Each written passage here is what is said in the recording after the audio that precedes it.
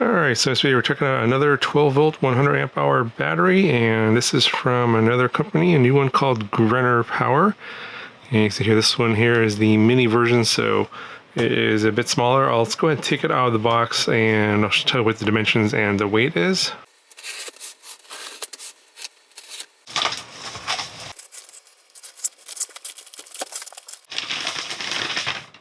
Alright, so here's everything out of the box, and you get two sets of terminal screws. One's got shorter threads and one's got longer threads. That's for if you want to stack multiple, cables together. So we have two different sizes of bolts there. Got some covers here to protect your terminals, your negative and your positive. This is your standard mini size. This is kind of a more recent size that packs in 100 amp hours in a smaller form factor. So it's roughly 9 inches wide by about 8.35 inches tall by about 5.5 inches deep. So it's a pretty standard size. I've reviewed another one of these before. It did do pretty well in terms of capacity, but we'll do a capacity test, of course, on this one as well. This is kind of the standard handle, that collapsible handle that comes on these, and it only weighs about 20.8 pounds. So even though these do look a little bit flimsy, they seem to be fine. I haven't any issues of these breaking on other ones. And the rest of the stuff that comes in here, you get a product manual, you get a couple of these cards here. So just show some of their other products here. There is another size battery I'll be testing from this company. They'll be sending me I think it's called the Group 24 size, which is same capacity, 12.8 volts, 100 amp hours, but slightly bigger. So they have different sizes for different types of use cases. So the reason they have different sizes is because they fit in certain spaces and they're designed for a certain size battery. Although obviously smaller will go into a space that'll fit a bigger battery. Here's just the other side of that card here, just a little Q&A, and then you got some specs here on the battery here. Yeah, so the cells in there are prismatic cells, weighs a little bit, 20.9 pounds, almost 21 pounds, standard M8 terminals, and it looks like it has a continuous maximum current of 100 amps, so the BMS is 100 amp BMS. And of course, it's going to have all your standard protections, like short circuit protection, for example. That's pretty standard. But yeah, like most lithium iron phosphate batteries, it will have a very long life cycle, probably around 5,000 cycles total. And let's go ahead and test the voltage that it came in out of the box. So it looks like it came in at 13.22 volts out of the box. So it looks a little bit higher than half voltage. Usually around 13.1, 13.2 is probably wrong when we look forward, but can't really go off the voltage exactly for capacity, as you know, for these lithium iron phosphate batteries. But this is acceptable for coming out of the box. All right, so next we'll go ahead and hook it up to my charger. We'll charge it up to 100%. Then we'll do a full discharge and do a capacity test, and then we'll do some other tests with a 1,000-watt inverter and some other stuff. So. Alright, so I got this hooked up to my lithium battery charger. This is a 14.4 volt and it's a 35 amp max. But my current meter is saying it's about 36 right now, 36 amps. So it's maxing out the BMS for at least this particular charger. And yeah, we're just going to let it charge up all the way, and then we'll do our capacity test. Alright, so I got the battery fully charged now, and we're going to do my capacity test here with this capacity meter. We're at 14.1 volts, and I zeroed out all of the readings here, and we're going to basically run the battery from 100% to 0, and go ahead and start it. And basically the voltage should go down till it's 9.5 volts, and then the battery will be dead, and then we'll get a reading on the total watt hours that gets pulled out of this battery. It should be at least 1280 watt hours, and this is not a very fast capacity test, so it's probably going to take about 10 hours or so to deplete the battery. So we'll be back with the final results. All right, so we're at the dead battery now, and we're at 1,327 watt hours. So, they're advertising 1,280 watt hours.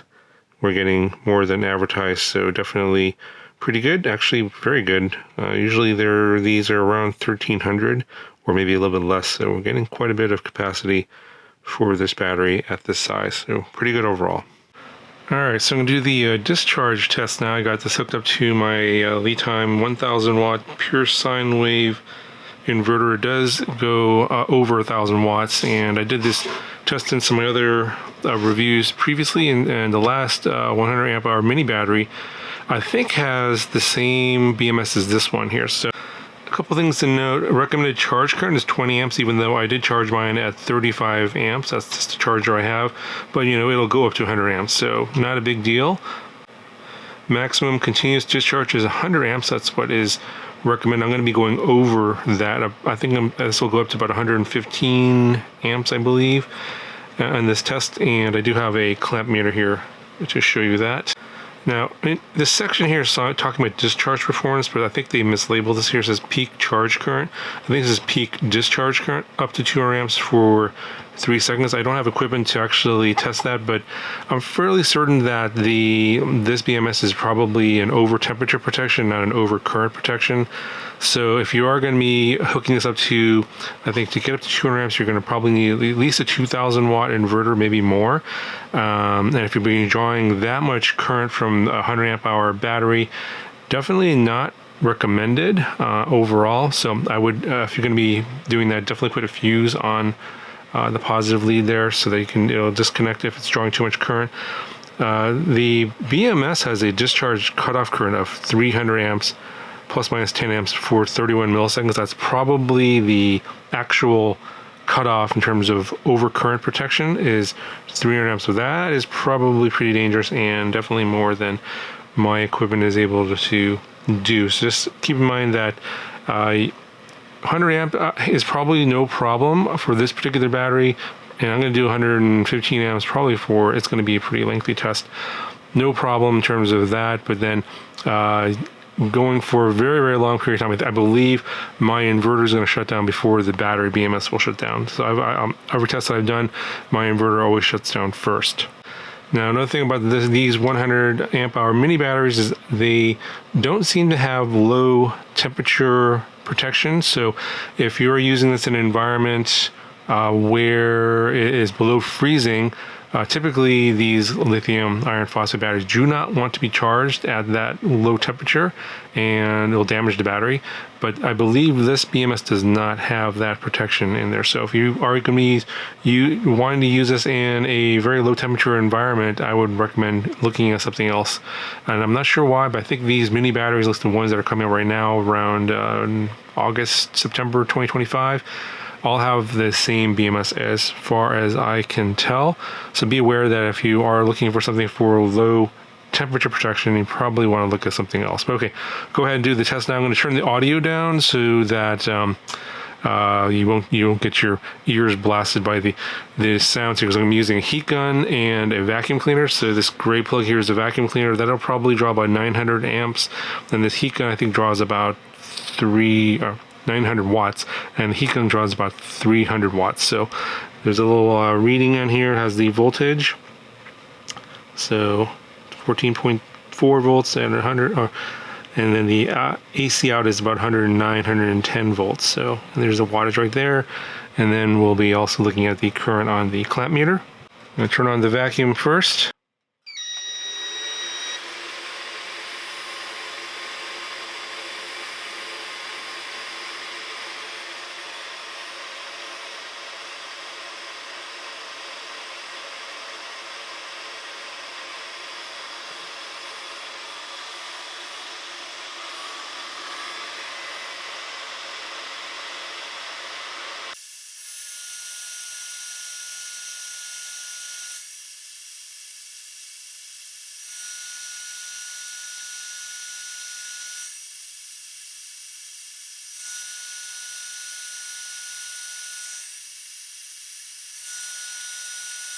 All right, so interestingly, I ran this for about a few minutes here, and usually this inverter shuts down on this test. So for some reason today it's not, and it was going to like 121 amps on the clamp meter here. Hear the fans going and blasting away. I think it was probably close to shutting down. But yeah, this battery is going to have no problems, probably going for a fairly lengthy amount of time, even on a 1,000-watt inverter going to close to, I think it was like a little over 1,200 watts, like 1190, 1,200 watts. So yeah, that's interesting. My previous tests on this one was shut down around that amount. I think the overcurrent protection kicks in, but I think for today, maybe the temperature's a little bit cooler today. It was testing this in the summer. Maybe it has something to do with temperature. It was warmer in the summertime, and it was running a lot longer than expected. And you can see the voltage there now. It's come down to about 13.3 from 14 volts on the battery itself. But yeah, the inverter is still trying to cool down even when there's no load on there, so it's not drawing any watts. But yeah, no problems in terms of this battery being able to handle at least 100 amps as advertised. I was going at 120 there.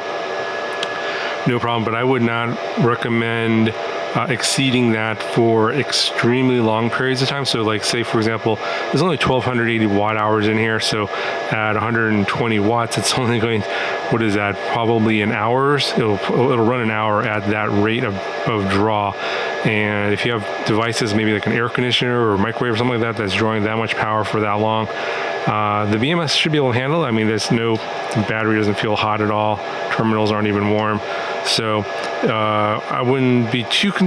But obviously for bigger draws, you probably want to go for a bigger battery, say like a 200 amp hour instead of a 100 amp hour, just to keep the draw down in terms of the size of the battery and how long it'll last. And of course that really depends on what your situation is and your circumstances and what you want to use it for. All right, so I think that's going to conclude my testing and review of this 12.8 volt 100 amp hour battery from GRENER Power. Passed my test no problem. I would say with, if you're using it with like a 1,000-watt inverter and your needs are somewhere around this sort of range, it's going to be fine for that. I think I like the size. It's going to be great for smaller spaces. If you're going to be using a smaller RV or maybe a van or something like that, that would be really ideal. And it weighs less. It's only about 21 pounds, so you can definitely easily carry it around, for wherever you want to use it for. So the size and the weight are big advantages to this one. Low temperature obviously is a disadvantage, so if you're needing it for cold environments, definitely don't get it for that. But otherwise, if your needs are within that 1,000 watts and about 100 amps and 120 amps of draw, this battery should be able to work for you, no problem. So I'll put a link in the description if you guys want to check it out. I will have a review on the Group 24 size. They're sending me the slightly larger but same 100 amp hour battery pretty soon. I'll be probably putting that video out maybe in a week or two. So if you're looking for a Group 24 size from this company in this same capacity, I'll have a review in that one on the channel coming up in a week or so. So stay tuned for that. That'll do it for this video. Questions, comments, let me know in the comment section below, and I'll talk to you guys in the next video. Oh, and by the way, if you guys stuck around to the end of the video here, I do want to let people know that if you are in the Southern California area, I live in Orange County, California, and you would like to test some of these batteries, I would like to get some feedback from maybe other people that might want to use these for whatever purposes. Let me know in the comments what you would use it for, and then I would just like to get feedback from you as to how it's holding up for whatever purposes you're using it for. So basically I'll give you the battery, but then you would promise to give me feedback on how it's going with your testing and what you're using it for. So if you're interested in that, let me know in the comments below, like where you live, if you're willing to come pick it up. I'm not going to ship this. If you're not willing to come pick it up, this is not going to be shippable, so it's just way too heavy to ship it. And come pick it up, and then just promise me that you're going to give me some feedback on how it's going, and let me know in your comment what you plan to use it for That's the biggest key. I'm kind of looking for specific types of use cases. So if it's not what I'm interested in, then I probably won't respond. But if I am, I will respond back to you. That I got a bunch of these, and I want to get them out there into people's hands and get some feedback, long-term usage on these, because I think that's going to be pretty useful for my viewers. Is long-term feedback on how these are holding up in actual day-to-day uses, because I do use these quite a bit, but not for any kind of solar projects or anything like that, or on a day-to-day basis. So I want to start doing that and getting it out into people's hands. So if that's something that interests you and you're willing to come pick it up, I am in Orange County, California. Let me know in the comments section below.